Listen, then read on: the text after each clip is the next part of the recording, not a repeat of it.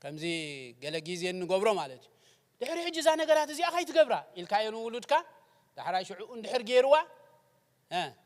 فوتوس لزخونك بدحر حج خي تقبره الكا خالعي عدل تيوبه وأنا هذا زي تفكر مات أملاك ما يكونن بقى بقى تدابل يخاف موت يخا الوزي دحر يشعون بليع مسمته واي جيبوا بيلو دماغ كل سب كموتي قال نجارات نقبر بقى دهن زي حج قدي فيا لهم بدحر حج جن بقى خي تدقم أي بولون يا بير نتاج أركو غير واي موتي هات بقى موت أملاك صعد أصلا زمان قال تسفاي أعطيك يا بير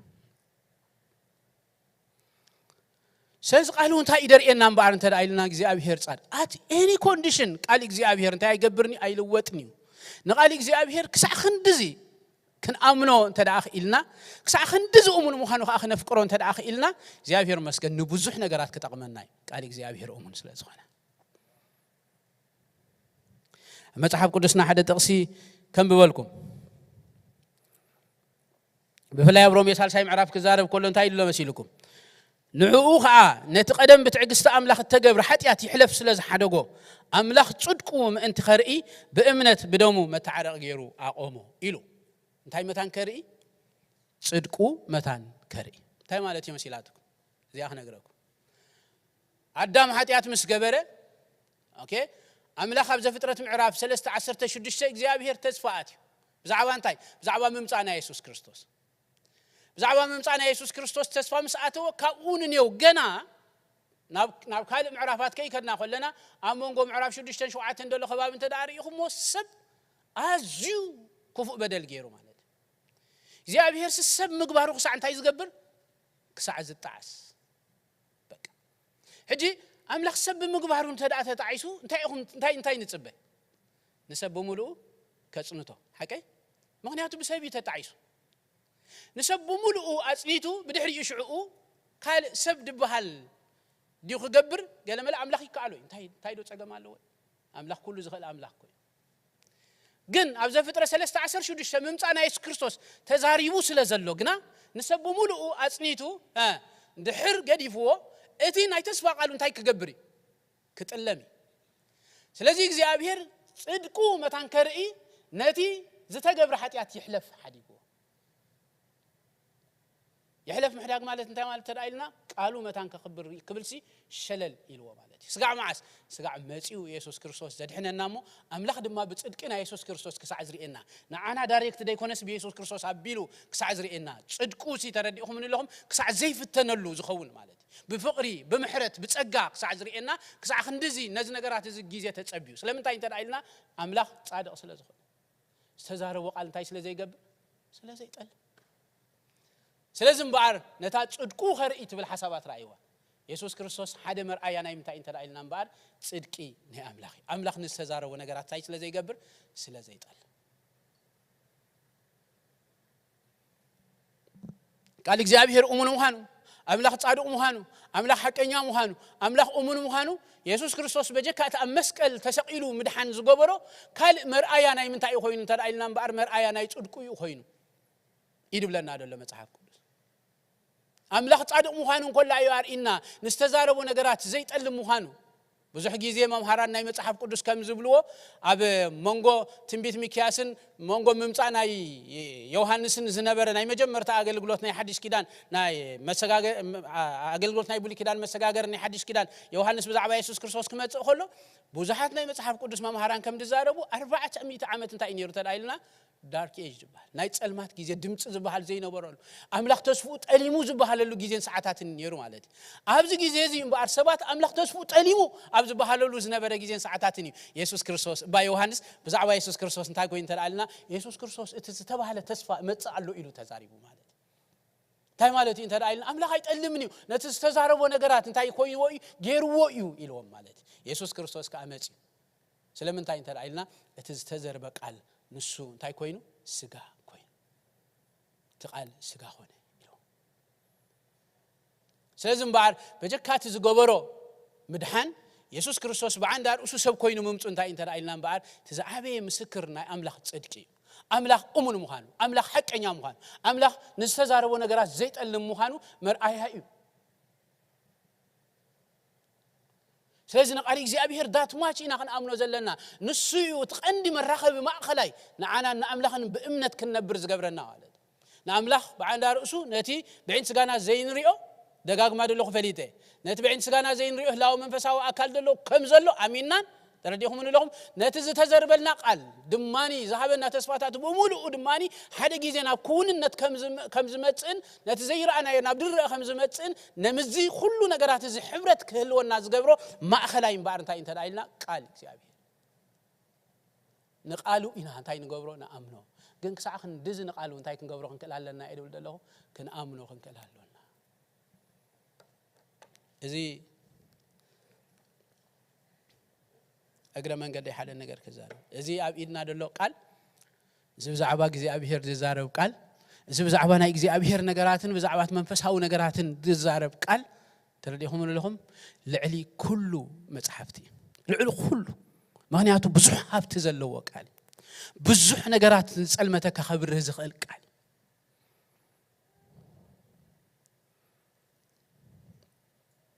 على حد جزء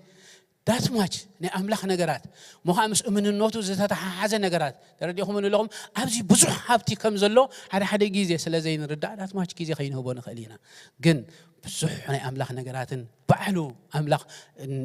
أملاخ بعلون ترديهم لهم نخلو نجارات نمس أملاخ نجارات كراخ بالناس قال ما أخلينا إمنة مسرح انت دايلنا بار قالوا نقالوا جيزين تدعيبنا يو كسع خندزر ما تدعامينا يو እግዚአብሔር መስገን ጽኑዕ መሰረት አለውና أملاخ أمني آمين سالساي እግዚአብሔር بعلو نقالو حلف كل سمو تاي سلازا غوري انت دايلنا سلازا عبي بچم ዛ حسابات እዚኣ ብዙሕ ግዜ እንጠቕሳይና مزمور داويت 138 تنفق دخلت تنتايلو نقالك حلفا كل سمكا عبيخايو امو ناب قدوس مقدس كابيله سجد نسمكاون سلسهلخان حق خانيله تايكو غبريلو كمسغنو تاي سلس غبركاي زمسغنو ناب مقدس كان تخغبر كاتو يدبل دلو نسل حقها الى سلمنتاي نقالك حلفا سمكا ويدما حلفا كل سمكا تاي سلس غبركايو سلزعبخايو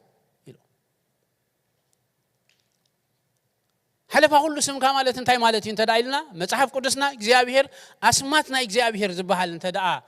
ሓደ ግዜ اسمات እግዚአብሔር ወይ እግዚአብሔር ዝብል ተማሂርና ለና አስለኒ اسماتنا እግዚአብሔር መጽሐፍ ቅዱስና ተረዲኹም ለኹም በብዙሕ መልክዕ ተገሊጹልና ኣሎ ኩሎም اسماتنا እግዚአብሔር ተገሊጾምልና ደለው ምስ ምንታይ እም ተዳይልና ምስ ዕዩን ምስ ተግባሩን ወይ ድማ ምስ ባህሪኡን ዝተሓሓዝዮም ዝያሕዙኒ ፕሊዝ اسماتنا እግዚአብሔር መጽሐፍ ቅዱስና ተጠቂሶምልና ደለው ምስ ዕዩን ምስ ተግባሩን ወይ ድማ ምስ ባህሪያቱ ዝተሓሓዝዮም اسماتو ተገሊጾምልና ደለው ማለት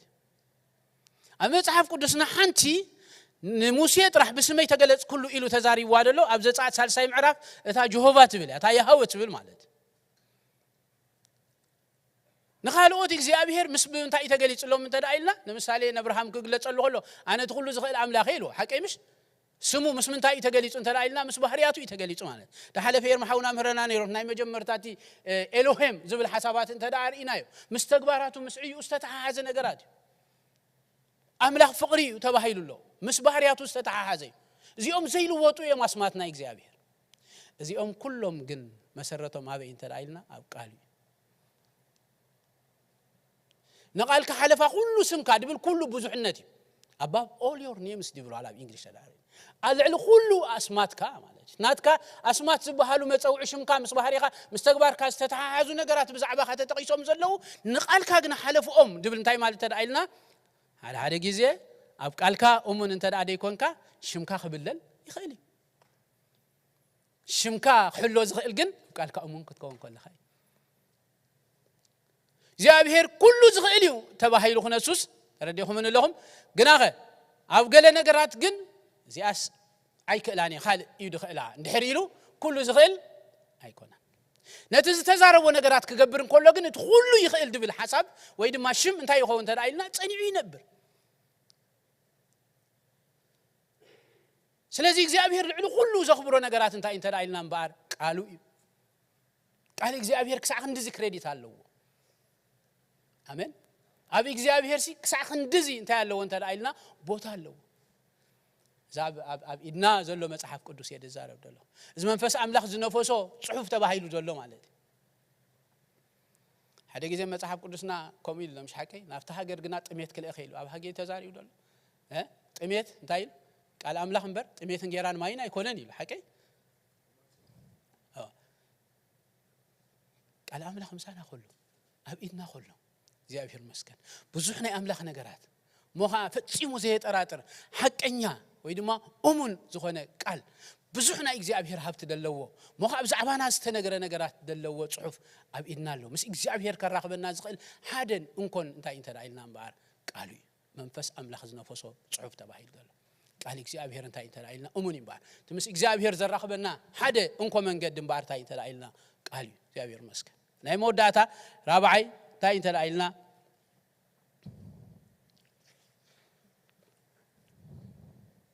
እቲ ዝርአ ፍጥረቱ ምስክር እሙንነቱ ስለ ዝኾነ መቸም ንሰብ ከምኡ ኮይና ስለ ዝተፈጠርና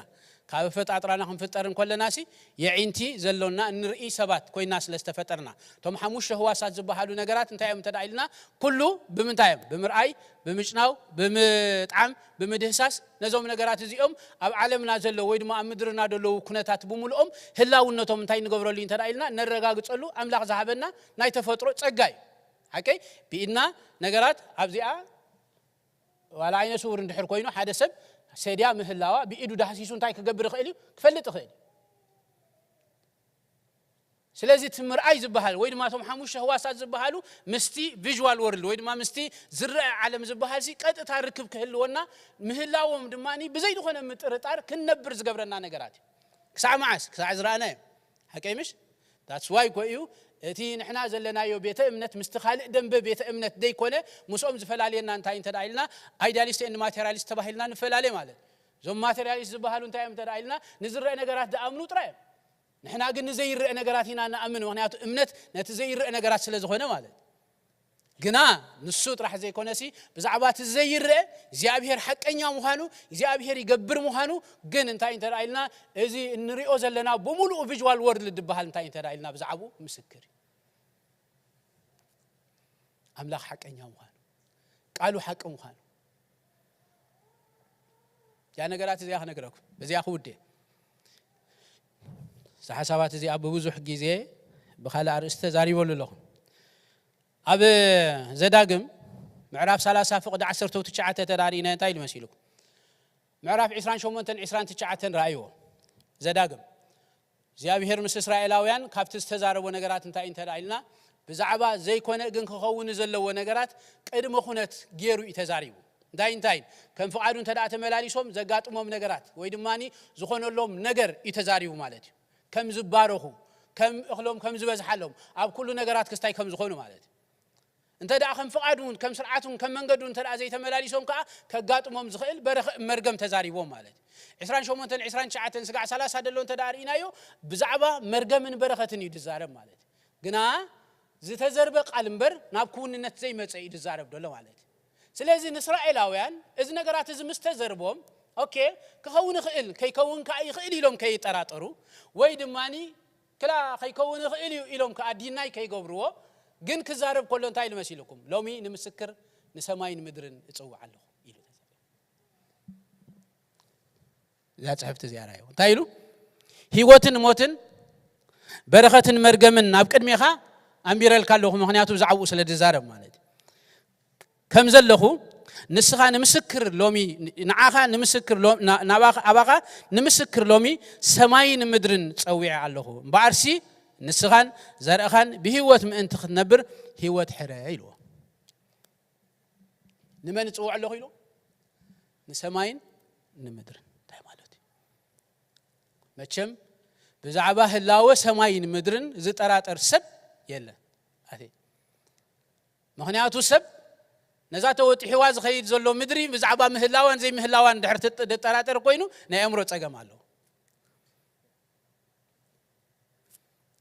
ኣማይ ራይት ነዛ ተወጢሕዋ ዝኸይድ ዘሎ ምድሪ ብዛዕባ ምህላዋን ዘይ ምህላዋን ዝጠራጠር ተዳ ኮይኑ ውጽእ ምስበልኩም ካብዝ ተወለድኩም ላ ግዜን ሰዓታትና ትሒዝኩም ስጋ ሕጂ ፈጺሙ ህላውነቱ ዘይተቀየረ ንላዕሊ አንቃሪርኩም እንተ ደኣ ጠሚትኩም ትርእይዎ ሰማይ ሓንቲ መዓልቲ ዘየለሉ ግዜ ርኢኹም ትፈልጡ ከም እንተ ደኣ ኮንኩም እስኹም ኣይሃለኹም እንበር ንሱ ኩሉ ሻዕ ኣሎ ነዚ ኩሉ ሻዕ ተገቲሩ ትርእይዎ ሞኻ ተወጢሕኩም ማትኸቱ ምድሪ ግን ብዛዕባ ህላውነታ እንተ ደኣ ዘይትጠራጠሩ ኮንኩም ንሱ ብምንታይ ኮይኑ ይድብሎም ደሎ መሲልኩም ብቃል ኮይኑ ስለዚ ተዘርበ ኣምላኽ እዩ ኮይኑ ምእንቲ እዚዩ ኣብ ዕብራውያን ምዕራፍ 11 ብዛዕባ እምነት ክዛረብ ከሎ እምነት ካብ ምስማዕ ድማ ኣብ ቃል ክርስቶስ ይመስበለ እንታይ ኢሉ እቲ ዝረአ ካብቲ ዘይረአ ከም ዝኾነ ብእምነት እንታይ ንገብሮ ኣለና ኢሉ ነስተውዕሎ ኣለና ኣይናይ እቲ ዝረአ ስለዚ እቲ ዝረአ ብዛዕባ እቲ ዘይረአ ምስክር እንተ ደኣ ኮይኑ እቲ ዘይረአ ዝተነግረካ ቃል እዩ ማለት እቲ ቃል ከም ዝኸውን ግን ምስክር እንታይ እንተ ደኣ ኢልና ዛለው ተወጢሕካ ትኸይድ ዘለኻ ምድርን እዚ ውፅእ ምስበልካ ኣብ ዝኾነ ግዜ ድማ ኣብ ግዳም እንተ ደኣ ሃሊኻ እንቃዕሪርካ ትሪኦ ፈጺሙ ዘይልወጥ ሰማይ ንሱ ምስክር እዩ ማለት ብዙሕ ኤቪደንስ ዘለና ሰባት ኢና ማለት ቃል እግዚአብሔር ሓቂ ምዃኑ ቃል እግዚአብሔር ዳት ማች ክንኣምኖ ክንክእል ኣለና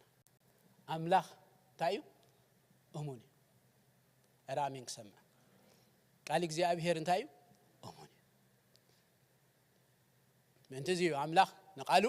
ምስ ገዛ ርእሱ ብምውድዳር ተዛሪብዎ ዘሎ እግዚአብሔር መስገን እዚ ነገራት እዚ ሎሚ ክንሓስብ ይግባአና በእምነት ምንባር ድብል አርእስተይ ምዚያ አታሪቀ ክውድእ ማለት ባር እንታይና ንብል ደለና አርእስትና እንታይ በእምነት ምንባር መጽሐፍ ቅዱስ ክዛረብ ከሎ ጻድቅ ግና ብምንታይ ዝነብር ይድብል ደሎ በእምነት እዩ ዝነብር ንኸመይ በእምነት ዝነብር ባር ተዳይልና ነቲ ቃል እግዚአብሔር ከም ቃል እግዚአብሔር ተቀቢሉ ከም ደለዎ ሆሙ ኮይኑ ክነብር እንከሎ እዚ ሰብ እዚ እንታይ ይኸውን ኣሎ ተዳይልና በእምነት ይነብራል ስለዚ ሓደ ግዜ ንቃል አምላኽ ነቲ ተስፋታት ናይ ቃል እግዚአብሔር ነቲ እግዚአብሔር ዝተዘርበና ነገራት ከጸልሙቱ ዝሓስቡ ወይ ድማ ከጸልሙቱ ዝደልዩ ኩነታት ኣብ ምድሪ ኣብ ናብራ ብዙሓት ነገራት ከጋጥሙና ይኽእሉ እዮም ኩነታት ሓለፍቲዮም ሎም ለው ጽባሕ የለውን ምክንያቱ ብዙሕ ኩነታት ሓሊፍና ኢና ኢሞሽን ፍላክቹዌት ሓደ ግዜ ሓጎስ ኣሎ ሓደ ግዜ ሓዘን ኣሎ ሓደ ግዜ ድኾነ ነገራት የጋጥመካ እንታይ እንተ ደኣይልና ከምኡ እዩ ኣብዛ ምድር እዚ ኣክሳዕ ዘለና ማለት ቃል እግዚአብሔር ግን ቃል እግዚአብሔር አይ አሜን ቃል እግዚአብሔር ግን እሙን እዩ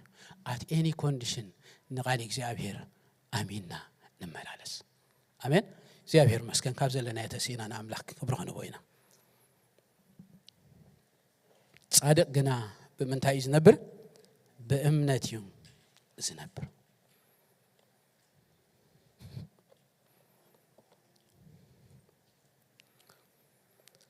ተሐሳባት ነዋሃዶ እግዚአብሔር መስከን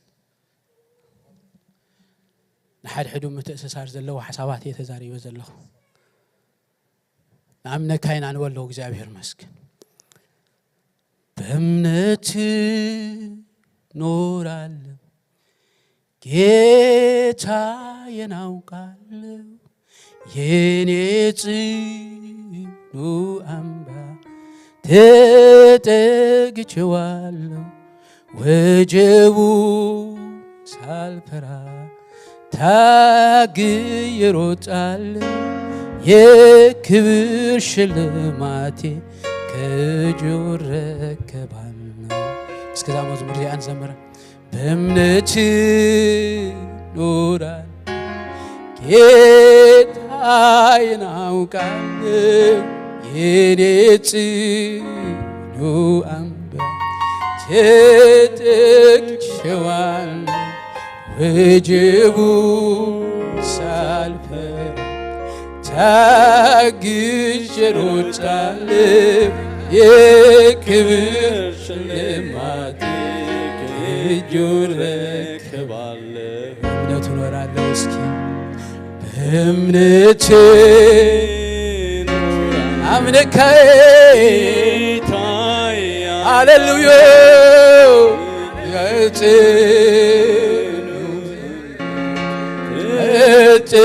ተጠግቼዋለሁ ወጀቡ ሳልፈራ ኩነታትና ብዙሓት ነገራት ክህልው ይኽእሉ እዮም ሃሌሉያ ቃልካ ግን ሓቂ እዩ نقاقناكيو بأمنة نورالو بأمنة